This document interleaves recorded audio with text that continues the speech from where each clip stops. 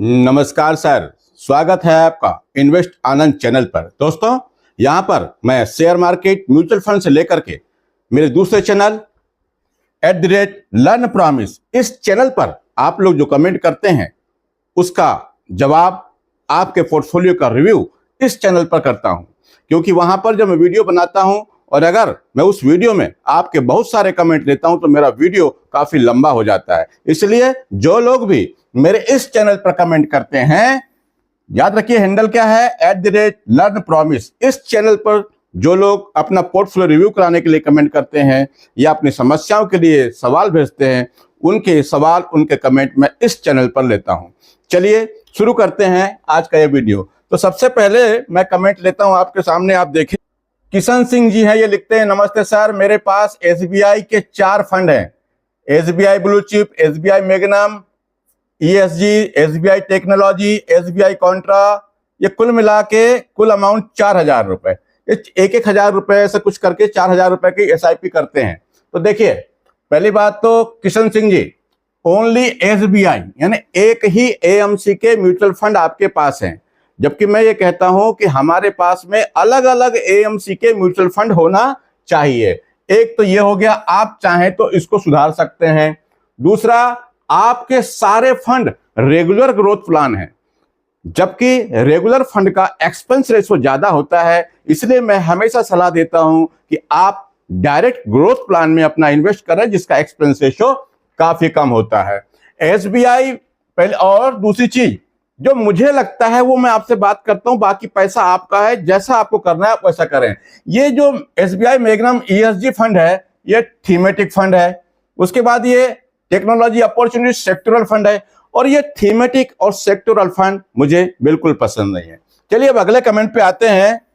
ये दुर्गा हैं, दुर्गा जी लिखते हैं, you are great sir. Thank you sir, ये तो आपका बड़प्पन है जो आप मुझे ग्रेट कहते हैं। अगला सवाल मैं लेता हूं, प्रयाग शाह, ये लिखते हैं 3,000 रुपए SBI कॉन्ट्रा फंड में। देखिए, SBI कॉन्ट्रा फंड बहुत अच्छा फंड है, लेकिन आपने सिर्फ एक ही फंड का नाम लिखा है। तो क्या आपके पास एक ही फंड है? अगर एक ही फंड है तो मैं आपसे कहूंगा कि एक फंड में इतना पैसा इन्वेस्ट ना करें। अगर आप 3,000 रुपए ही कर सकते हैं तो इसके लिए कम से कम आप 3 म्यूचुअल फंड चुने, एक लार्ज कैप, एक स्मॉल कैप अपने पास जरूर रखें, एक ही फंड में पैसा न लगाएं। दूसरी चीज, आपने यहां पर टाइम नहीं लिखा है कि आप कितने साल तक यहां पर इन्वेस्टेड रहेंगे। अगली बार जब आप कमेंट करें तो पूरा सवाल लिखिएगा। अगले सवाल पर मैं आता हूं। ये सोमनाथ मिश्रा जी हैं, ये लिखते हैं, नमस्कार सर, मेरा नाम सोमनाथ मिश्रा, एज 31 साल, टाइम फ्रेम 15 साल, यानी इनकी उम्र 31 साल की है। सोमनाथ मिश्रा जी की 15 साल के लिए मार्केट में इन्वेस्ट करना चाहते हैं, और इन्हें लिखा है पोर्टफोलियो को रिव्यू करना। तो देखिए, इनके पास Motilal Oswal mid cap fund है, अच्छा फंड है। HDFC मिड कैप, ये भी अच्छा फंड है। कैनरा रोबेको स्मॉल कैप, ये भी अच्छा फंड है। SBI स्मॉल कैप, ये भी अच्छा फंड है। अब यहां पर आपने 15 साल का समय लिया है, तो मैं ये कहता हूं कि यहां पर कोई एक आध फंड लार्ज कैप का या फ्लेक्सी कैप का आपको ऐड करना चाहिए, ये मेरा कहना है। दूसरी बात, आपका सवाल था कि आप एनुअल स्टेप अप भी करेंगे 10% का, तो आप कहते हैं कितना पैसा बनेगा, शायद ये जानना चाह रहे हैं। देखिए, अगर आप 20,000 रुपए महीने की SIP करते हैं, 15 साल का समय देते हैं और स्टेप अप भी करते हैं आप 10% का, तो आपका टोटल इन्वेस्टमेंट अमाउंट होगा 15 साल में 76,25,396 रुपए। और अगर मैं यहां पे लगभग 13-14% मार्केट के रिटर्न की बात करूं, क्योंकि यहां म्यूचुअल फंड में रिटर्न की कोई गारंटी नहीं होती, तो आपको इस आपके पोर्टफोलियो से जो एस्टिमेटेड रिटर्न मिल सकता है वो है 1,14,58,898 रुपए का। इस तरह से आपके पोर्टफोलियो की वैल्यू आज के 15 साल बाद कितनी हो सकती है? 1,90,84,294 रुपए। ये जो मैं बता रहा हूं, एक कंजर्वेटिव इन्वेस्टर के रूप में बता रहा हूं। हो सकता है आपका ये जो कॉर्पस है ये इससे कम भी हो सकता है और ज्यादा भी हो सकता है। तो सोमनाथ मिश्रा जी, आपको आपके सवाल का जवाब मिल गया होगा। अगले कमेंट पे आता हूं। अमित कुमार, ये लिखते हैं, मेरे पास 8 लाख रुपए हैं। अब इनके पास 8 लाख रुपए हैं, 15 साल का टाइम है इनका, तो आपने लिखा है 15 साल का टाइम है, ये तो ठीक है, लिख दिया आपने 15 साल के लिए आपको जमा करना है। आपकी रिस्क कैपेसिटी कितनी है और एज कितनी है, ये अगर आप और लिख देते तो ज्यादा अच्छा होता। फिर भी अगर आपके पास 8 लाख रुपया है तो मैं ये कहूंगा कि आप एक लार्ज कैप ले लें, लार्ज कैप फंड कोई भी एक लार्ज कैप ले लें, एक मिड कैप में इन्वेस्ट कर दें और एक स्मॉल कैप ले लें और एक फ्लेक्सी कैप फंड, इसमें आप इन्वेस्ट कर सकते हैं। अब इसमें वही फंड चुने जिसका एयूएम ज्यादा हो, 5,000 करोड़ रुपए से ज्यादा जिसका एयूएम होगा उसी फंड में आप अपना इन्वेस्टमेंट करें।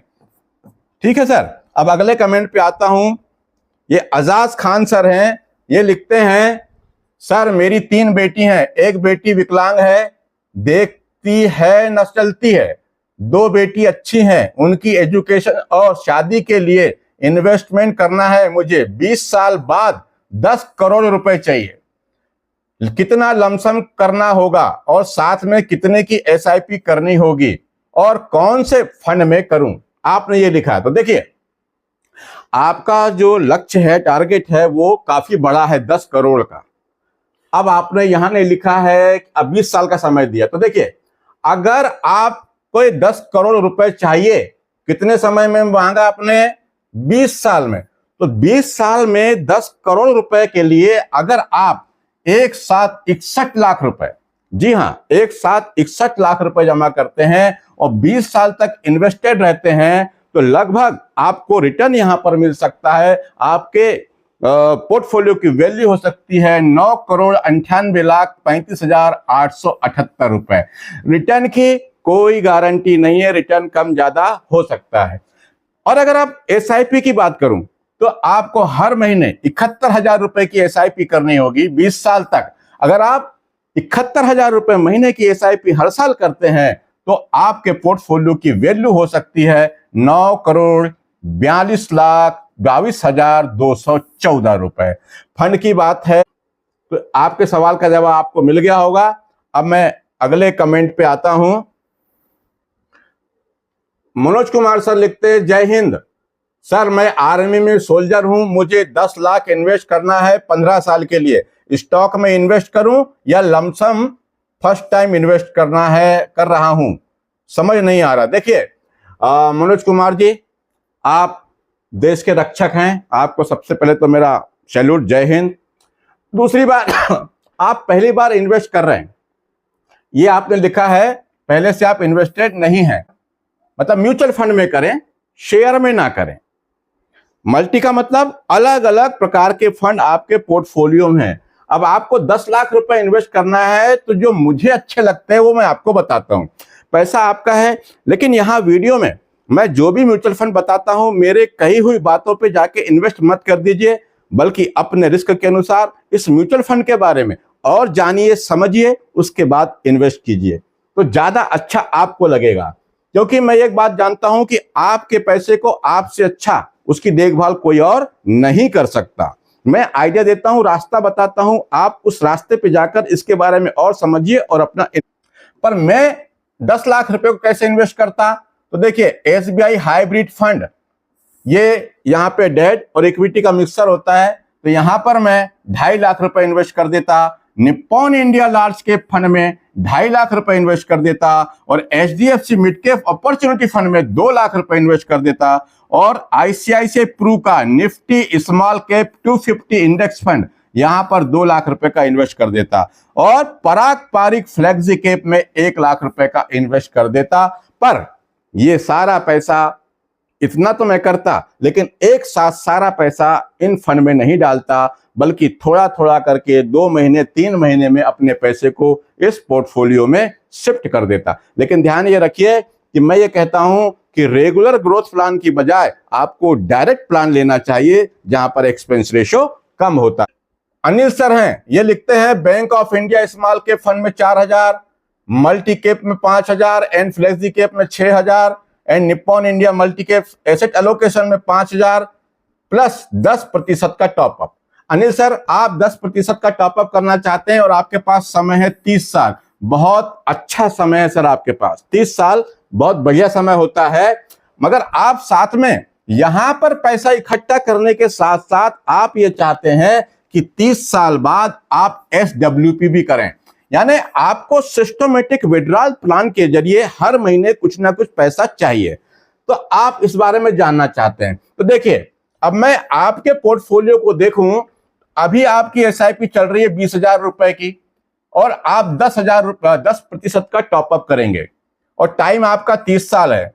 तो आप अगर 10% की SIP टॉपअप करते हैं तो आपका टोटल इन्वेस्टमेंट अमाउंट होगा 30 साल में 3,94,78,565 रुपए। और यहां पर उस वक्त में मैं एस्टिमेटेड रिटर्न की बात करूं, मैं फिर कह रहा हूं कि रिटर्न गारंटेड नहीं है, जो मैं बता रहा हूं इससे ज्यादा भी हो सकता है और कम भी हो सकता है। तो आपके पोर्टफोलियो की वैल्यू नहीं, एस्टिमेटेड रिटर्न जो आपको मिल सकता है वो होगा 21,31,92,199 रुपए। अब यदि मैं आपके इन्वेस्टमेंट अमाउंट और मिले हुए रिटर्न दोनों को जोड़ देता हूं तो आपके पोर्टफोलियो की टोटल वैल्यू बनती है 25,26,70,764 रुपए। अब ये इतने पैसे आपके पास हो गए 25 करोड़ रुपए से ज्यादा, मगर मैं यहां आपको सिर्फ उदाहरण के लिए, हो सकता है इसमें से आप कुछ पैसा दूसरे कामों में लगाएं या पूरा करें, लेकिन मैं आपको यहां, अब आपके पास ये 25 करोड़ रुपए जमा हो गए, अब यहां से आप SWP लेना चाहते हैं, तो मैं ये उदाहरण में आपको सिर्फ 9 करोड़ रुपए से ही बता रहा हूं कि अगर आप 9 करोड़ रुपए को किसी हाइब्रिड फंड में, डेट फंड में डाल देते हैं और वहां से SWP करते हैं तो क्या होगा। तो देखिए, 9 करोड़ रुपया आपने किसी फंड में डाला, उससे SWP चालू करी और हर महीने आप 5 लाख रुपए यहां से ले सकते हैं। हर महीने 5 लाख रुपए लेंगे और 10 साल तक अगर आप 5 लाख रुपए हर महीने लेते रहेंगे तो आप 10 साल में विड्रॉल कर लेंगे 6 करोड़ रुपए। आपने 9 करोड़ रुपए लगाए थे, 6 करोड़ आपने विड्रॉल कर लिया, लेकिन उसके बाद जो वैल्यू बचेगी वो लगभग होगी 15,15,09,980 रुपए। और ये हम पिछले परफॉर्मेंस की बात करते हैं, आगे क्या होगा उसके बारे में तो हम बता नहीं सकते, लेकिन मैं आपको लाइव रिटर्न दिखाता हूं। तो देखिए, यहां पर आप देख सकते हैं, ये चार्ट आपके सामने लगा हुआ है और ये है SBI म्यूचुअल फंड का SBI हाइब्रिड एग्रेसिव फंड। ये एग्रेसिव फंड है, यहां पर फंड मैनेजर मतलब एग्रेसिव मोड में यहां पे पैसा इन्वेस्ट करता है। तो यहां पर आपका 9 करोड़ रुपया लगा। अब जब ये आपका 9 करोड़ रुपया यहां लगा तो आप हर महीने यहां पर 5 लाख रुपए की विड्रॉल लेते हैं, सिस्टमेटिक विड्रॉल प्लान हर महीने, और 10 साल तक लिया किसी ने, क्योंकि ये पिछला परफॉर्मेंस बता रहा हूं आपको मैं। तो आप देखेंगे कब से लेना चालू किया उसने, लमसम किया उसने 24 मार्च 2015 को, और अप्रैल यानी मार्च के बाद अगले महीने अप्रैल से 5 लाख रुपए महीना लेना चालू किया। तो कब तक, 24 मार्च 2025 की बात कर रहा हूं मैं। तो यहां पर आप देख सकते हैं कि 9 करोड़ रुपए जमा करने के बाद हर महीने 5,000 रुपए का विड्रॉल लिया और उसके बाद टोटल ये 6 करोड़ रुपए लेने के बाद आप देख सकते हैं कि यहां पर 15,15,09,980 रुपए उसके इतना लेने के बाद भी बचे। ये पिछला परफॉर्मेंस बताता है SBI हाइब्रिड फंड के बारे में। रिटर्न की बात करें CAGR की, तो आप देख सकते हैं 11.1% का CAGR यहां पर मिला है। दोस्तों, आज के वीडियो में बस इतना ही, बने रहिएगा इस वीडियो पर। लेकिन दोस्तों, मेरे जो दूसरा चैनल है जिसका नाम अभी मैंने लिया @लर्न प्रॉमिस, अगर आप लर्न प्रॉमिस में कोई कमेंट करते हैं, पोर्टफोलियो रिव्यू करते हैं, तो मैं उसके कमेंट, वहां के जो सवाल जवाब हैं उसके वीडियो मैं इस चैनल पर डालता हूं। इसका नाम है इन्वेस्ट आनंद चैनल। इस पे आप इसको सब्सक्राइब जरूर कर लीजिए। और दोस्तों, वीडियो अच्छा लगा हो तो लाइक और शेयर जरूर करें। आज के लिए इतना ही। नमस्कार, जय हिंद।